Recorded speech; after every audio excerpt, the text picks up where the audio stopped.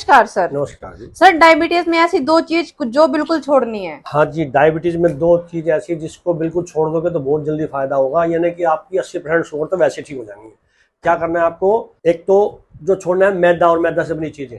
दूसरा है स्ट्रेस। मैदा, आप कहोगे मैदा क्या करती है? देखो, जो भी हम मैदा खाते हैं उसको व्हाइटन करने के लिए उसमें केमिकल डलते हैं। इसके अतिरिक्त इसमें रसायन का प्रयोग होता है, केमिकल डाले जाते हैं। मैदा को सफेद और मुलायम बनाने के लिए इसमें ब्लीचिंग एजेंट्स और अन्य रसायनों का प्रयोग किया जाता है, जो स्वास्थ्य के लिए बहुत ही हानिकारक हो सकते हैं। एक बात, और मैदा के अंदर किसी भी किस्म से भी जो है उसमें फाइबर नहीं होता है। मैदा का ग्लाइसेमिक इंडेक्स काफी अधिक होता है, जिससे ये तेजी से ब्लड शुगर लेवल को बढ़ाता है। ये डायबिटीज के मरीज के लिए जोखिमपूर्ण हो सकता है। जब भी मैदा हमारे शरीर के अंदर जाती है तो वो शुगर को बढ़ाएगी। दूसरी बात, वो हमारे अंग में, हमारी इंटेस्टाइन में चिपक जाती है। मैदा चिपकी हुई है और उसमें शुगर है, इनबिल्ट शुगर होती है, कार्बोहाइड्रेट होती है, तो बार बार पैनक्रिया को चलना पड़ता है, पैनक्रिया को काम करना पड़ता है कि इस शुगर को मैं कैसे पचाऊं। बार बार पैनक्रिया चली रही है, बार बार पैनक्रिया चली रही है। फाइबर और पोषक तत्वों की कमी होती है। मैदा बनाने की प्रक्रिया में गेहूं के चोकर और अंकुरों को हटा दिया जाता है, जिससे इसमें फाइबर और आवश्यक पोषक तत्वों की कमी हो जाती है। यह पाचन क्रिया को प्रभावित कर सकता है और ब्लड शुगर लेवल को काफी तेजी से बढ़ाता है। तो जब भी आप इंटेक करते हैं मैदा का,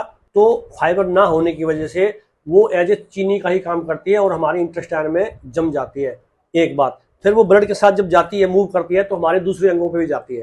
पहले जो है हमारी जो ये मैदा है सिर्फ एज ए फेविकोल के तौर पर, एज ए लेही के तौर पर, एज ए गम के तौर पर, चिपकाने के तौर पर काम आती थी, लेकिन अब हम आज इसको फूड में इस्तेमाल कर रहे हैं। और जिसमें जो केमिकल डलता है इसको वाइटल करने के लिए, वो केमिकल भी हमारे पैनक्रिया के बीटा सेल्स को खराब कर रहा है। तो दोस्तों, मैदा आज हर खाने में हो रहा है, इसको अवॉइड करो। अगर आप इसको अवॉइड करते हो तो 70 से 80% शुगर आपको वैसे ही डाउन आ जाएगी, वैसे ही नॉर्मल आ जाएगी। दूसरी बात, स्ट्रेस अगर जो ज्यादा बढ़ता है, हम सो नहीं रहे हैं और बिना बात की चिंता कर रहे हैं। तनाव डायबिटीज के मरीज के लिए बहुत खतरनाक हो सकता है, क्योंकि ये शुगर लेवल को सीधा प्रभावित करता है। जब व्यक्ति तनाव में होता है तो शरीर कार्टिसोल, एड्रेनलिन जैसे स्ट्रेस हार्मोन रिलीज करता है, जो ब्लड शुगर को बढ़ा सकते हैं। शुगर ज्यादा करने के लिए जब बढ़ती है शरीर के अंदर तो पैनक्रिया फिर काम करती है। तो कहने का मतलब ये है, मैदा से और कार्टिसोल हार्मोन बढ़ने से पैनक्रिया को ज्यादा काम करना पड़ता है। जब ये चीजें ज्यादा काम करेगी तो ये एक चीज मशीन थक जाती है, एंड में उसके बीटा सेल्स कम हो जाते हैं, उसके बाद उसमें शुगर रेजिस्टेंस हो जाता है, फिर वो जो है इंसुलिन पैदा ही नहीं कर पाती या कम पैदा करती है, फिर जो है हम शुगर के पेशेंट बन जाते हैं। इसके मुख्य दुष्प्रभाव आपको मैं बताता हूँ।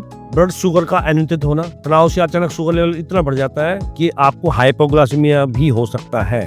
इंसुलिन रेजिस्टेंस हो जाना, लगातार स्ट्रेस से शरीर इंसुलिन पर सही से प्रतिक्रिया नहीं करता। नींद में गड़बड़ी, तनाव नींद को खराब करता है, जो डायबिटीज नियंत्रण में बाधक बनता है। खान पान पर असर, स्ट्रेस ईटिंग, इमोशनल ईटिंग से मीठा या अस्वस्थ खाना खाने की आदत बढ़ जाती है। ब्लड प्रेशर और दिल की बीमारियों का जोखिम हो जाता है। डायबिटीज में पहले से ही कार्डियोवास्कुलर जोखिम होता है, तो स्ट्रेस से और बढ़ सकता है। स्ट्रेस को रिलीज कीजिए, प्राणायाम, नियमित योग, समय पर सोएं, भरपूर नींद लें, हेल्दी डाइट और व्यायाम को दिनचर्या में रखें। तो दो चीजें आपको अवॉइड करनी है। अब आप कहोगे जी सब स्ट्रेस तो सभी को होता है, क्या करें?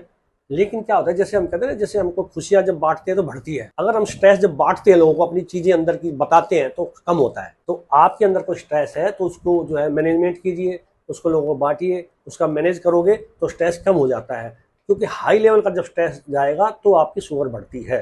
तो दो चीजों को तो बिल्कुल ही अवॉइड करने की कोशिश करें। अगर ये दोनों चीजें आपने कवर कर ली तो आपका शुगर 80% 70% तो खुद ही मैनेज हो जाएगा। तो दो चीज वैसे तो सबको पता ही है, ठीक है जी, मीठा नहीं खाना, सेल नहीं खाना, जैम नहीं खाना, फास्ट फूड नहीं खाना, चाइनीज फूड नहीं खाना, ये सबको पता है। लेकिन दो चीज जो मैंने आपको बताई है, इसको कृपा करके आप मैनेज करने की कोशिश करें। अगर इसको मैनेज करते हैं तो काफी हद तक शुगर आपकी कंट्रोल ही नहीं होगी, रिवर्स हो जाएगी। तो दोस्तों, आज इतना ही, फिर मिलते हैं नई वीडियो के साथ। नमस्कार। डॉक्टर अशोक मिश्रा जी का क्लिनिक बहादुरगढ़ में है तथा पीरागढ़ी दिल्ली में भी। हर शनिवार और मंगलवार शुगर के मरीजों को मुफ्त दवाइयां मिलती हैं। नाड़ी देखकर इलाज, डॉक्टर मिश्रा की अनोखी विधि। आयुर्वेदाचार्य डॉक्टर अशोक मिश्रा नाड़ी परीक्षण के माध्यम से सैकड़ों मरीजों का सफल इलाज कर रहे हैं।